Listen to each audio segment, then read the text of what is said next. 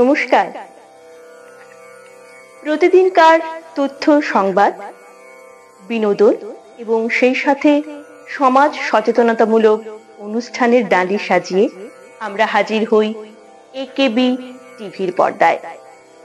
আমরা আমাদের বিশেষ অনুষ্ঠান, যার নাম একেবি টিভির আমন্ত্রণে, অনুষ্ঠানটিকে সাজিয়েছি রাজ্যের বহির্রাজ্যের নবীন প্রবীণ সমস্ত শিল্পীদের সাথে আলাপচারিতায়, এবং সেই সাথে রয়েছে শিল্পীদের বিশেষ বিশেষ সুন্দর সব পরিবেশনা। এই সমস্ত অনুষ্ঠানটি আপনারা উপভোগ করতে চোখ রাখুন একেবি টিভির পর্দায়।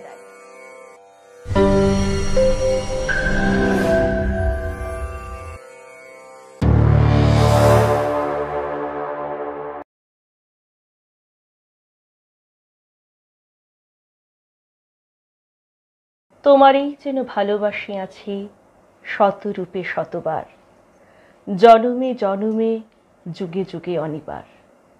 চিরকাল ধরে মুগ্ধ হৃদয় গাথি আছে গীতহার, কত রূপ ধরে পড়েছ গলায়, নিয়েছ সেই উপহার। জনমে জনমে যুগে যুগে অনিবার। নমস্কার, আমি তমা। একেবি টিভির আমন্ত্রণের প্রথম পর্বে আপনাদের সবাইকে স্বাগত জানাচ্ছি। ভালোবাসার মরশুম চলছে, আর এই ভরা ভালোবাসার মরশুমে আমরাও কিন্তু আপনাদের জন্য নিয়ে এসেছি ভালোবাসার কিছু কবিতা, কিছু আলাপচারিতার ডালি, এবং সেই সাথে আমরা পেয়ে গেছি আমাদের রাজ্যের বাচনিক শিল্প জগতের এমন একজন বিশিষ্ট আবৃত্তি শিল্পী এবং সেই সাথে নাট্য ব্যক্তিত্বকে, যিনি আমাদের সকলের অত্যন্ত প্রিয় এবং ভালোবাসার একজন শিল্পী, গোপা সেনগুপ্ত। নমস্কার। নমস্কার। একেবি টিভির আমন্ত্রণে আপনাকে অনেক অনেক স্বাগত। আচ্ছা, শুরু করছি আলাপচারিতা। প্রথমেই অনুষ্ঠান শুরু করব, বললাম ভালোবাসার মরশুম, তাই আপনার কাছ থেকে আপনার ভালোবাসার একটি কবিতা আমরা শুনবো। শুরুতেই আসলে ভালোবাসাটাই ভীষণ জরুরি এখন আমাদের, সেটাই বোধহয় কম হয়ে যাচ্ছে আমাদের সকলের মধ্যে। তাই যত যত বেশি করে ভালোবাসার কথা বলা হবে, আমার মনে হয় ততটাই আমাদের জন্য ভালো। তো কবিতার কথা বলতেই, ভালোবাসার কবিতা আমার মনে হয় আমার খুব গুনগুন করতে ইচ্ছে করে যখনই ভালোবাসার কথা হয়। ভালোবাসি ভালোবাসি, সুনীল গঙ্গোপাধ্যায়। চলো একটু ছোট করে করি, কবিতাটা অনেকটা বড়। ধরো, কাল তোমার পরীক্ষা, রাত জেগে পড়ার টেবিলে বসে আছো, ঘুম আসছে না তোমার। এমন সময় পাশ থেকে উঠে আমি যদি বলি ভালোবাসো, তুমি কি রাগ করবে, নাকি উঠে জড়িয়ে ধরে আমায় বলবে ভালোবাসি ভালোবাসি? ধরো, অফিস থেকে তুমি সবে ফিরেছো, ক্লান্ত, ক্ষুধার্ত, পীড়িত, খাবার টেবিলে তেমন কিছুই জোগাড় নেই। এমন সময় রান্নাঘর থেকে ঘরমাক্ত আমি যদি এসে বলি ভালোবাসো, তুমি কি রাগ করবে, নাকি আমার হাতে আরেকটু চাপ দিয়ে বলবে ভালোবাসি ভালোবাসি? ধরো, দুজনে শুয়ে আছি পাশাপাশি, সবে মাত্র ঘুমিয়েছো তুমি। এমন সময় দুঃস্বপ্ন দেখে আমি জেগে উঠলাম এবং শশব্যস্ত হয়ে তোমাকে বললাম ভালোবাসো। তুমি কি পাশ ফিরে শুয়ে থাকবে, নাকি এ পাশে ফিরে আমাকে জড়িয়ে ধরে বলবে ভালোবাসি ভালোবাসি? ধরো, শেভ করছো তুমি, গাল কেটে রক্ত পড়ছে, তোমার এক ফোঁটা রক্ত আমার হাতের আঙ্গুলে নিয়ে যদি বলি ভালোবাসো, কি বকা দেবে, নাকি তোমার রক্ত আমার গালে লাগিয়ে দিয়ে খুশিয়াল গলায় বলবে ভালোবাসি ভালোবাসি? ধরো, খুব অসুস্থ তুমি, জ্বরে কপাল পুড়ে যায়, মুখে নেই রুচি, নেই কথা বলার অনুভূতি। এমন সময় তোমার মাথায় পানি দিতে দিতে আমি বললাম ভালোবাসো, তুমি কি চুপ করে থাকবে, নাকি তোমার গরম শ্বাস আমার শ্বাসে বইয়ে দিয়ে বলবে ভালোবাসি ভালোবাসি? ধরো দুজনে কোথাও বেড়াতে যাচ্ছি, মাথার উপরে তপ্ত আকাশ, বাহন পাওয়া যাচ্ছে না। হঠাৎ আমি রাস্তার ওপাশে দাঁড়িয়ে তোমার দিকে তাকিয়ে বললাম ভালোবাসো।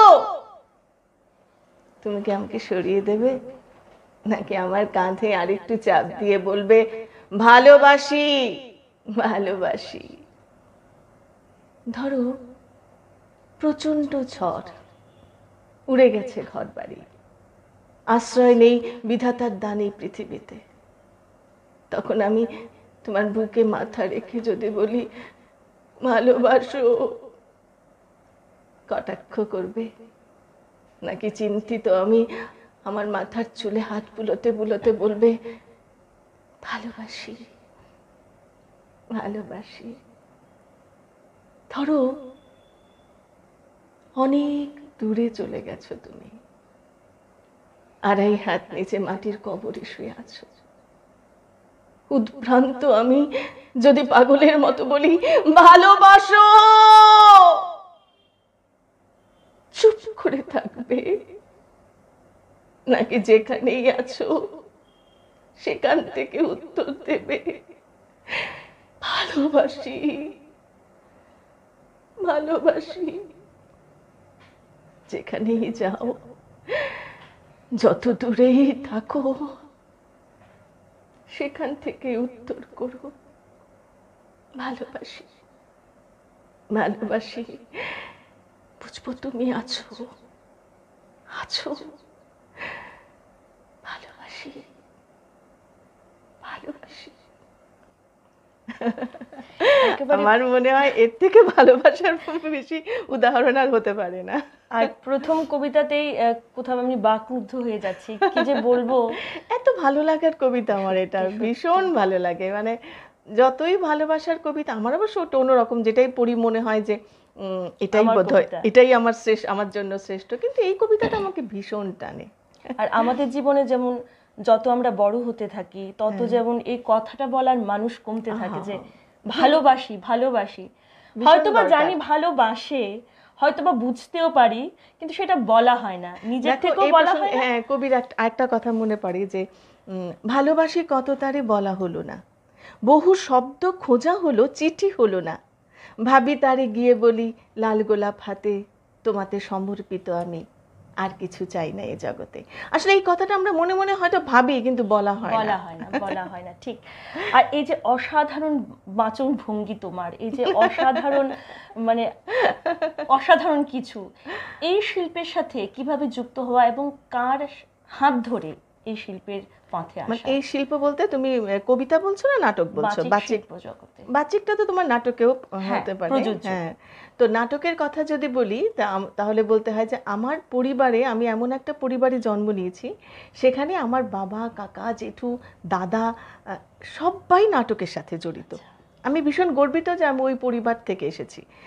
তো একটু নাম বলি, আমার বাবা জ্যোতিপ্রসাদ সেনগুপ্ত, সবাই খোকা সেন বলেই ডাকতেন।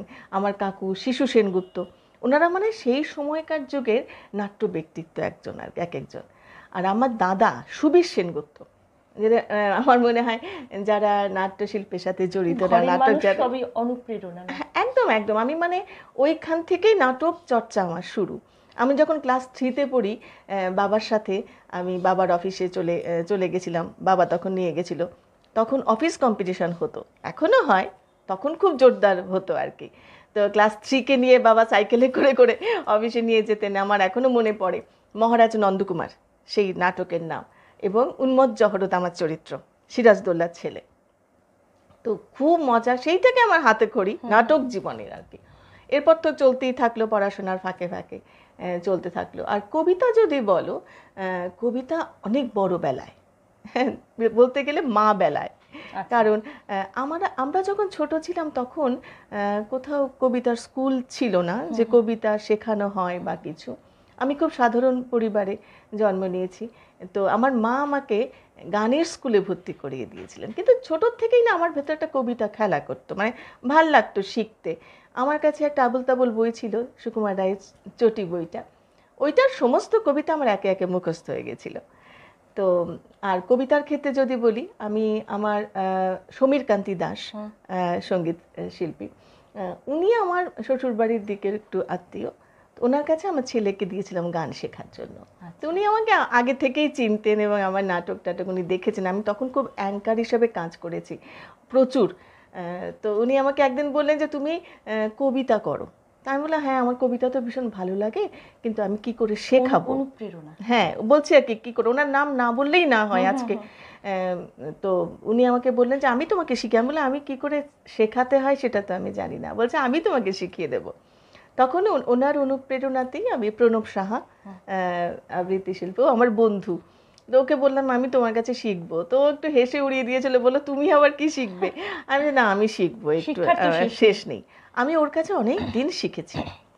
এইভাবে সমীরদা এবং প্রণব দুই বন্ধু এবং দাদা, তাদের অনুপ্রেরণায় আমার কবিতা শুরু হলো। দীর্ঘ তোমার কবিতার জীবনে, শিল্পচর্চার জীবনে তো অনেক কবির কবিতা করেছো বা ভালো লাগার খুব প্রিয় একজন কবি যার কবিতা খুব আপন বা নিজের বলে মনে হয়, সে কে এবং কেন ওনার কবিতা না ওই রকমই কিছু মনে করতে পারি না আমি।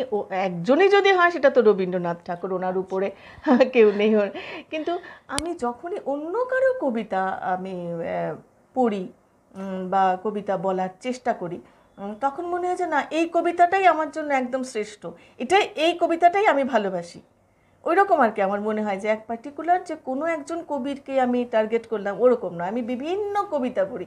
এবং তোমাকে আমি বলি যে আমি যখন সোশ্যাল মিডিয়াতে আমি খুব একটা অ্যাক্টিভ নই, কিন্তু আমি খুব কবিতা খুঁজি।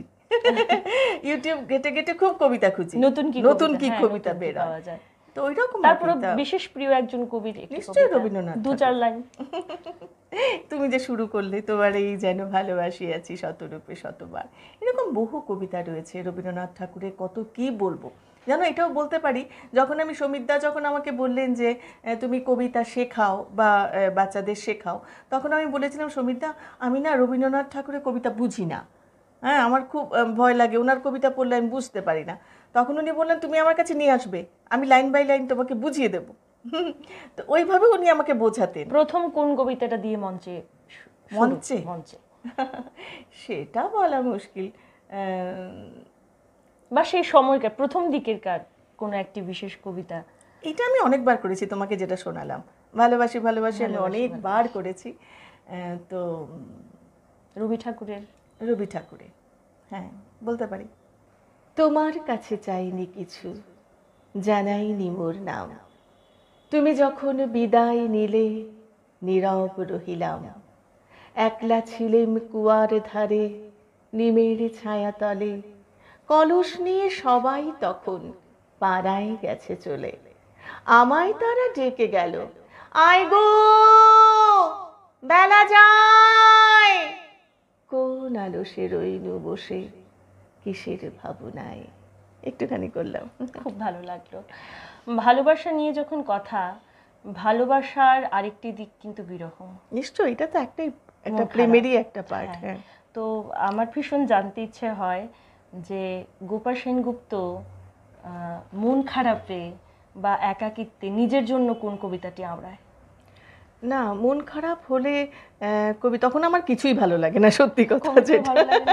তখন মন ভালো করার জন্য ঠিক নয়, কিন্তু আমি অন্যের কবিতা তখন খুব শুনি, নিজের না। যখন মন খারাপ হয় গানও শুনি, গান গাইতে পারি না ঠিকই, কিন্তু গান খুব শুনি।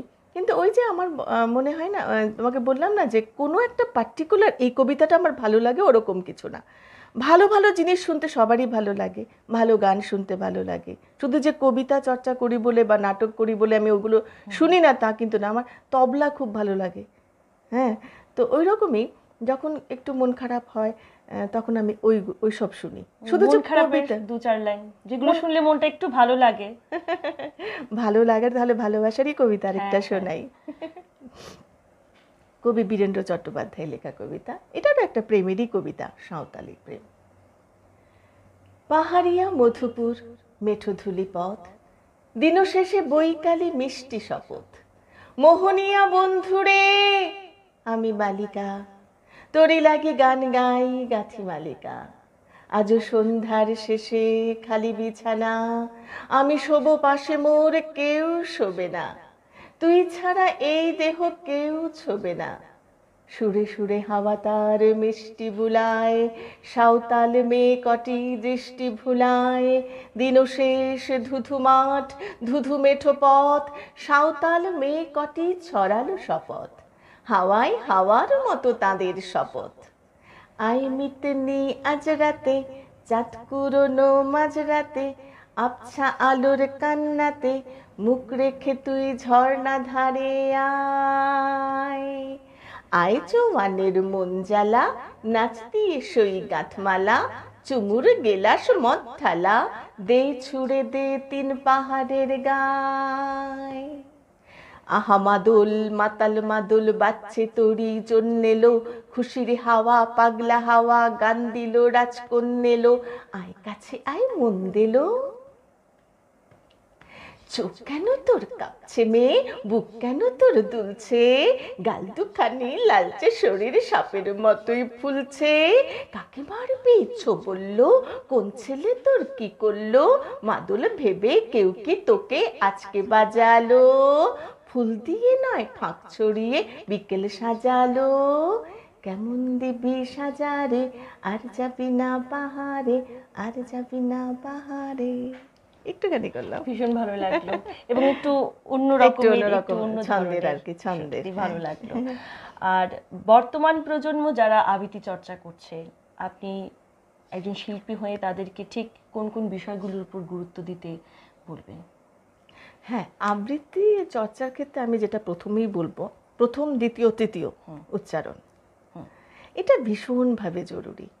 আমরাও যখন শিখেছি, আমাদের স্যার সমীরকান্তি স্যার বলতেন এবং প্রণব সাহা, যে উচ্চারণ 1, উচ্চারণ 2, উচ্চারণ 3, তারপর বাচনভঙ্গি। আর এখন বেশিরভাগ ক্ষেত্রে একটু দেখা যায় যে গার্জিয়ান যারা, তারা খুব কম্পিটিশনের দিকে ঝোঁকেন বাচ্চাদের নিয়ে।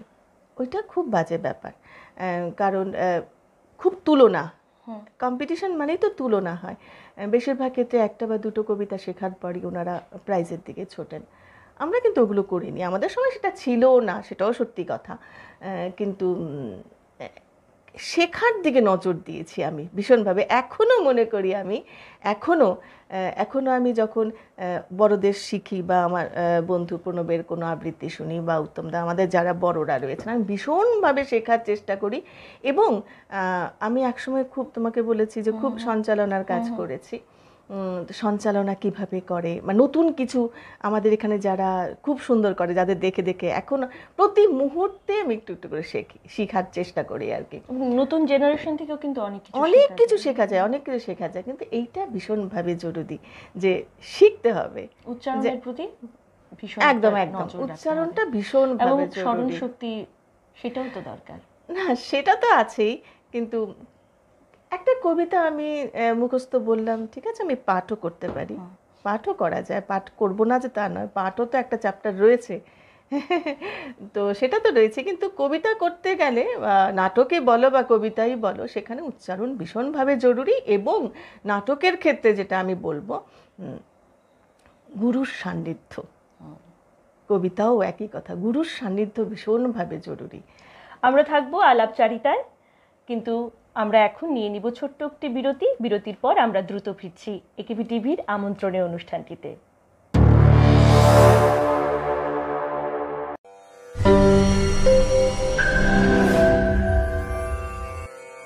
নমস্কার।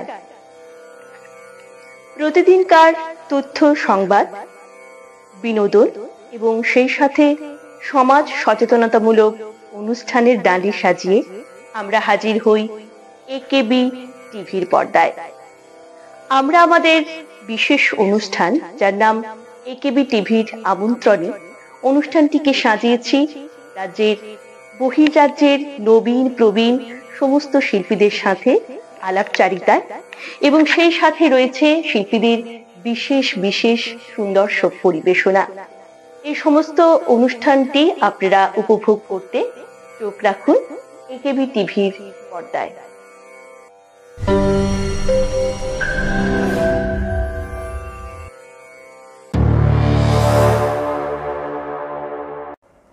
ফিরে আসলাম বিরতির পর। আপনারা দেখছেন একেবি টিভির আমন্ত্রণীয় অনুষ্ঠানটি।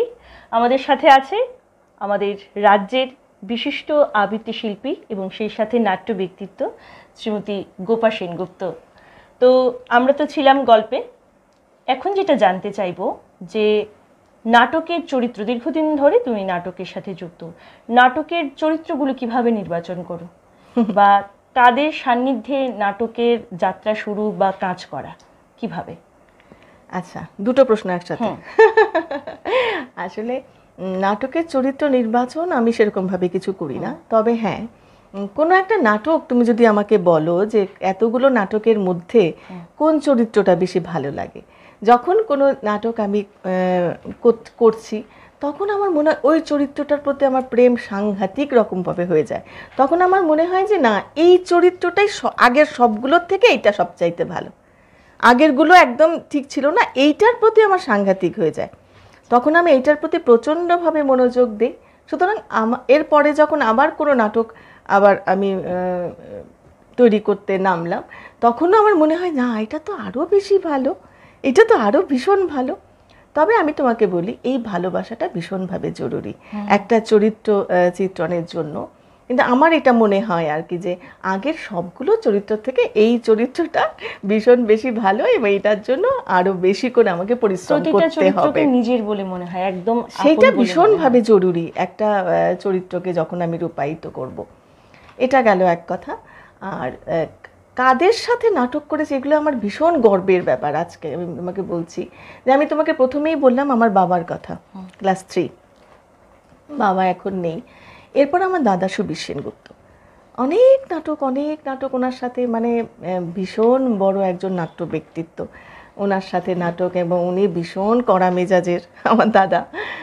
তো প্রচুর নাটক ওনার কাছ থেকেই শেখা আমার, কিভাবে নাটক করা হয়, কিভাবে করব। তারপর যার নাম বলবো তিনি হচ্ছেন অজিত মজুমদার, তিনিও নেই আমাদের মধ্যে। নকশিকাথার মাঠ উনি আমাকে যেভাবে তৈরি করেছেন, উফ, ভাবা যায় না। তারপর শক্তি হালদার স্যার, তারপরে আমাদের এই যুগের এখন ননী দেব, ডক্টর ননী গোপাল চক্রবর্তী, কুমার শঙ্কর পাল, কার নাম না বলবো। তাদের সাথে প্রিয় নাট্য ব্যক্তিত্ব অনেক অনুপ্রেরণা বলতে আমি মানে সাহস পাই না, কিন্তু আমি শাওলি মিত্রের নাটক আমি করেছি, একক নাটক। তো ওনার গলা আমি পাগল হয়ে শুনতাম। জগন্নাথ বসুর গলা আমি যখন রেডিওতে যখন নাটক হতো, তখন তো রেডিও টিভি নেই, রবিবার দিন হতো 2টো না 2:30-টের সময়, আমি রেডিও পাগলের মতো হয়ে যেতাম জগন্নাথদার গলা শুনলে, শাওলি মিত্রের গলা শুনলে। এতটা ভালোবাসা। বিশেষ কোনো নাটকের সংলাপ আমি কিন্তু শুনতে চাইবো, এবং আমার দর্শকরাও শুনতে চাইবে।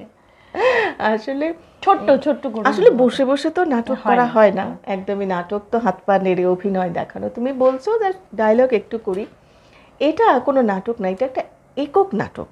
আমি তোমাকে বলি, আমি সোশ্যাল মিডিয়াতে খুব একটা অ্যাক্টিভ নেই, পারিও না। বেশ বছরখানেক আগে আমি খাটতে এরকম দেখলাম যে একটা একক নাটকটা কার লেখা, এবং উনি ভদ্রমহিলা অভিনয় করছেন, অসাধারণ অভিনয়। ওনার নামটাও অবধি নেই মানে যেখানে, কিন্তু আমার এত ভালো লাগলো আর কি। আমি ওটা শুনে একটু স্ক্রিপ্ট তৈরি করে এটা আমি মঞ্চস্থ করেছিলাম, আমি আমার মতো করে, ওনার ধার কাছেও আমি যেতে পারিনি। ওইটা একটু শোনাই, অল্প একটু শোনাই। মানে উনি জনপ্রতিনিধি নির্বাচনে জয়ী হয়েছে, তো চারিদিকে গান হচ্ছে, कैसे बनी हमारे बिना मंत्री तू कैसे बनी, डिंग डंग डिंग डंग डिंग डंग। नमस्कार, এই যে গানটা শুনছেন, government by the people, of the people, for the people. এবারে নির্বাচনে আমি দাঁড়িয়েছিলাম, জেতার কোনো সম্ভাবনা ছিল না। আমার জন্য যারা খাটাখাটি করেছে তারাও অবাক ফলাফল বেরোনোর পর। অবশ্য তাদের বিশেষ কিছু একটা করতে হয়নি, ওই 1000খানেক পোস্টার চেপে দিয়েছিল আর একটা ভাঙা সাইকেল নিয়ে বলে বেরিয়েছিল, তোমার নেত্রী আমার নেত্রী সবিতা চক্রবর্তী, ভোট দিন ভোট দিন। তো আমি এখন নির্বাচিত জনপ্রতিনিধি। তো হয়েছে কি, আমার সৌজন্যে সব আমার সাপোর্টাররা চারদিকে বোম ফাটাচ্ছে, সব চকলেট বোম ফাটাচ্ছে। তো আমি আমার সাপোর্টারদের ডেকে বললাম, তোমরা এসব কি করছো? না 5 জনের অসুবিধা করে এগুলো বন্ধ করো। তো হেড সাপোর্টার ন্যাপলা বললো, চুপ করে তো, জিতেছেন, চুপ করে বসে পড়ুন। আরে 5টা বছর আমাদের হাতে আছে, ভাষণ তৈরি করুন, ভাষণ। এবার ভাষণের উপর না সব কিছু নির্ভর করছে। আরে আপনি বুঝতে পারছেন না, আপনাকে নিয়ে যা রিমিক্স তৈরি হয়েছে না, ওই যে টারজানের গানটা শুনেছেন? আরে জিলেলে আয়ো জিলেলে, জিতেছে সবুদি জিতেছে। আরে ডুবা ডুবেছে, হরিপ্রসন্ন বাবু ডুবেছে, জিলেল।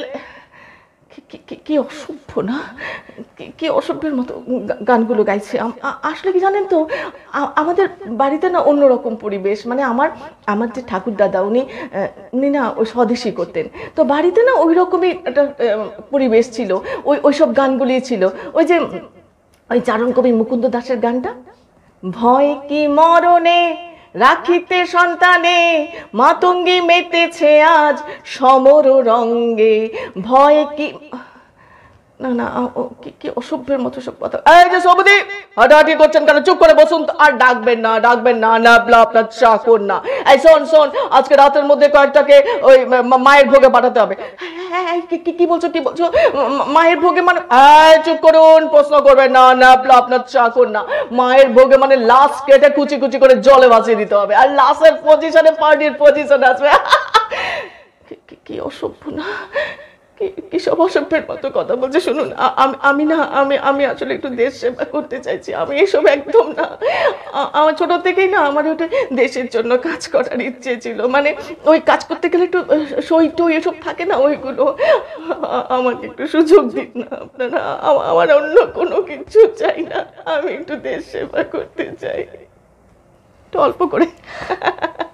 মানে কি মজা জানো তো, এত সুন্দর করে অভিনয়, এত ভালো। আর আমাদেরও কি ভাগ্য, আমাদের প্রথম পর্বের অনুষ্ঠানে এই ধরনের অভিনয়।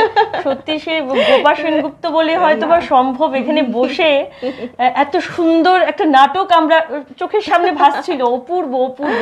মানে সত্যি কোনো ভাষা হয় না। আমরা যদিও অনুষ্ঠানের শেষের দিকেই চলে এসেছি, আমরা অনুষ্ঠান শেষ করব কিন্তু আপনার খুব একটা প্রিয় কবিতা দিয়ে। আসলে আমরা শুধু ভালোবাসার কথা বলছি, আমাদের মেয়েদের অনেক কিছু অ্যাডজাস্ট করতে হয়, তাই না বলো? বিয়ের আগে একরকম, বিয়ের পরে আমাদের মানিয়ে চলতে হয়। আমাদের বড়রা আমাদের বলেই দেন যে মানিয়ে চলো। এই যে মানানোটা সব সময় সম্ভব হয় না, কষ্ট থাকে। আজকে দেখো, আমি বা তুমি বলো, আমরা বেরিয়ে এসেছি আমাদের, কিন্তু এখনো অনেক পরিবার আছে মেয়েদের জোর করে বিয়ে দিয়ে দেওয়া হচ্ছে, তাদের পছন্দ বিচারই করছে না। তো যাই হোক, এই কথাগুলো বলা এই কারণে যে আমি একটা কবিতা শোনাই, কবি শুভ দাশগুপ্তের লেখা, কৃষ্ণকলি। হ্যাঁ, কৃষ্ণকলি আমার খুব বন্ধু ছিল। সেই ছেলেবেলা স্কুল জীবনে কৃষ্ণকলি ছিল আমার যাকে বলে বেস্ট ফ্রেন্ড।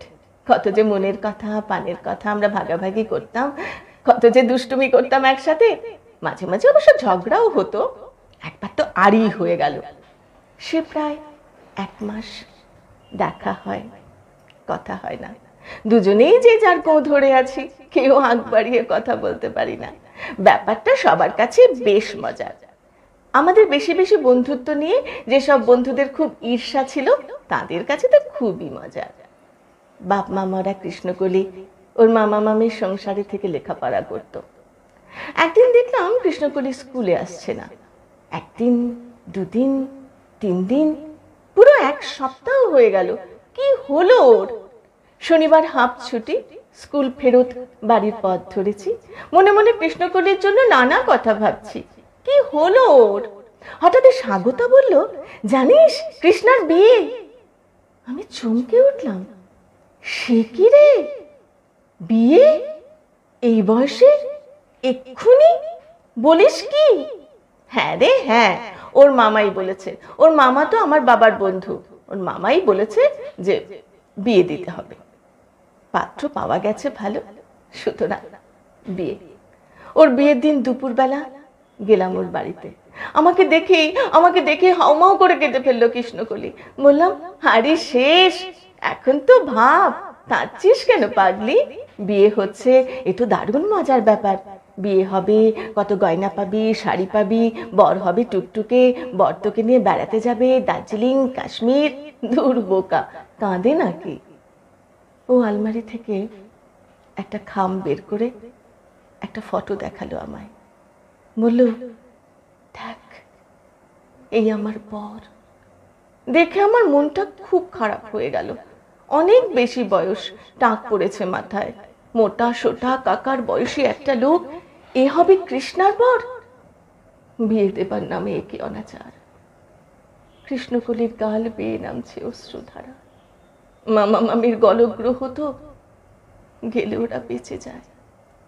চোখ মুছতে মুছতেও আমাকে বলল, তুই দেখিস, আমি খুব ভালো থাকবো, বরের সঙ্গে সব সময় ভাব থাকবে। বন্ধুর সঙ্গে আড়ি করলে খুব কষ্ট হয় না রে, বর তো বন্ধুই, বল, আড়ি করবো না, তুই দেখিস। সানাই বেজে উঠল অঘ্রাণের দুপুরবেলা। আমার কানে বারবার কৃষ্ণার শেষ কথাগুলো ভেসে উঠতে লাগলো, আড়ি করবো না, তুই দেখিস, আমি ভালো থাকবো, দেখিস। অপূর্ব, সত্যি এখনো আমাদের দেশে কত কত কৃষ্ণগুলি আছে, একদম একদম অকালে অসময়ে যারা ঝরে পড়ে। ছড়ে পড়ে। সত্যি ভালো লাগলো এবং অনেক অনেক কৃতজ্ঞতা এবং ধন্যবাদ জানাবো যে এত মূল্যবান সময় থেকে আমাদের সময় দিয়েছো, আমাদেরকে সমৃদ্ধ করেছো, ঋদ্ধ করেছো। এভাবে আরো পরিবেশনা আমরা শুনতে চাইবো ভবিষ্যতে। আর আমাদের যারা দর্শক এবং শ্রোতা মণ্ডলী রয়েছেন সকলকে আমরা অনুরোধ করব, আমাদের একিবি টিভির আমন্ত্রণে আমরা প্রতিটি পর্বে রয়েছে বিশেষ বিশেষ শিল্পীদের পরিবেশনা, থাকবে তাদের সাথে আলাপচারিতা। এই প্রত্যেকটি পর্ব আমাদের সাথে উপভোগ করতে অবশ্যই চোখ রাখতে হবে একিবি টিভির পর্দায়। নমস্কার।